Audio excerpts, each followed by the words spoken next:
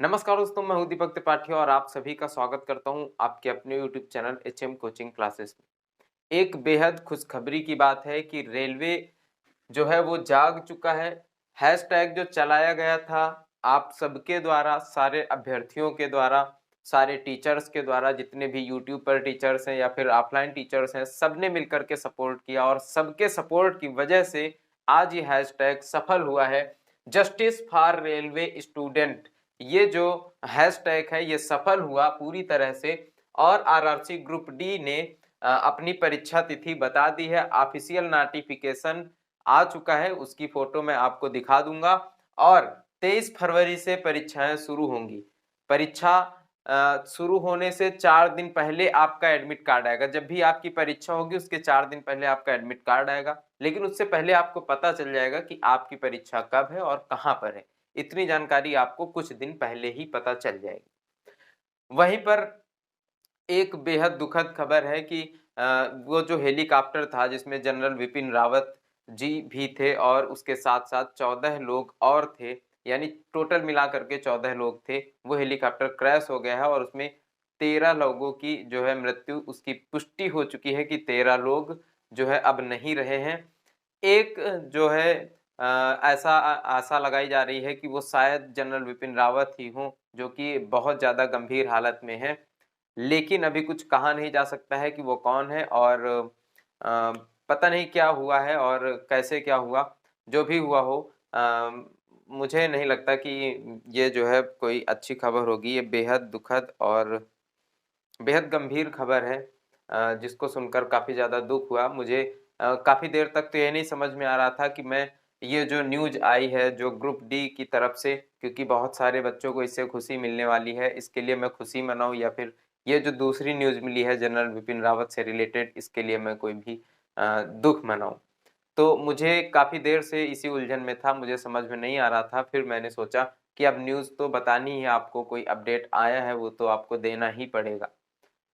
तो इतनी ही न्यूज़ थी, क्योंकि बस इतनी जानकारी देनी थी कि आरआरसी ग्रुप डी की जो परीक्षा है वो 23 फरवरी से शुरू हो रही है।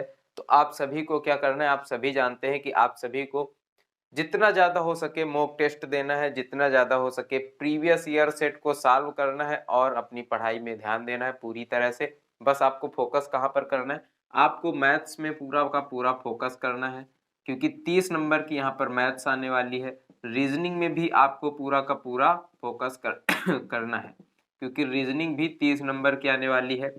साइंस में भी अगर आप फोकस कर लेते हैं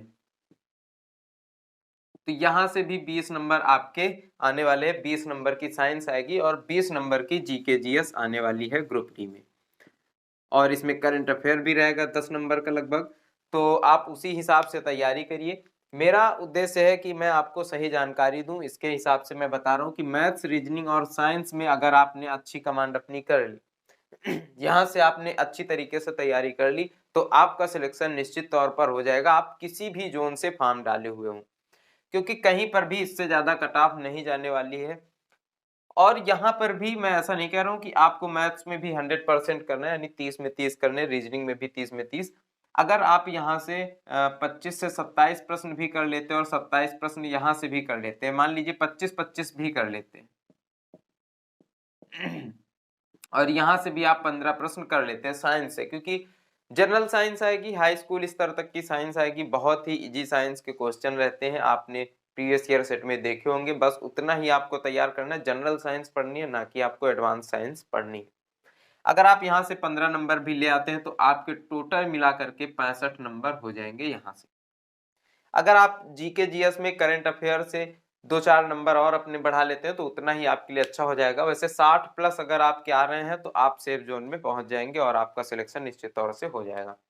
इसीलिए मैं कह रहा हूं कि यहाँ पर अगर आप अपना पूरा फोकस रखते हैं, क्योंकि अब जो 2 महीने बचे वहां पे आप जीके जीएस एक बहुत बड़ा पोर्शन है, उसको आप कवर नहीं कर सकते हैं पूरी तरह से, क्योंकि यहाँ यहाँ पे हिस्ट्री भी है, जियोग्राफी भी है और पॉलिटी भी है ना, सारी बहुत सारी चीजें हैं। तो ये सारी चीजें आप नहीं पढ़ सकते हैं, अब 2 महीने में सारा का सारा कुछ कंप्लीट नहीं कर सकते।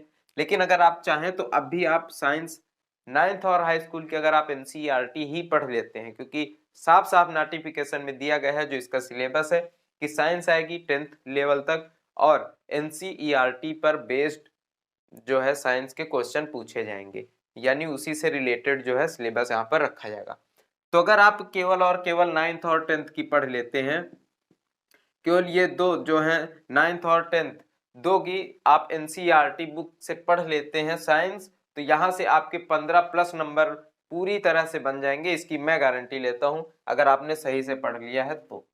अगर आप मैथ्स वगैरह सही से तैयार किए हुए हैं, मैथ्स और रीजनिंग, क्योंकि बहुत ज़्यादा हाई लेवल की नहीं आती है, बेसिक लेवल की मैथ्स रीजनिंग भी आएगी, तो आप 25+ आराम से कर पाएंगे। 27-28 प्रश्न हो सकता है, कोई कोई 30 में 30 भी कर ले जाए, लेकिन हो सकता है कि 1-2 प्रश्न गलत भी हो, तो आप 25 का टारगेट रखिए कि आपको 25 प्रश्न हमेशा सही करने हैं रीजनिंग और मैथ्स में। उसके बाद अगर आपको आते हैं तो अच्छी बात है, नहीं आते हैं तो छोड़ के आगे बढ़ जाना है।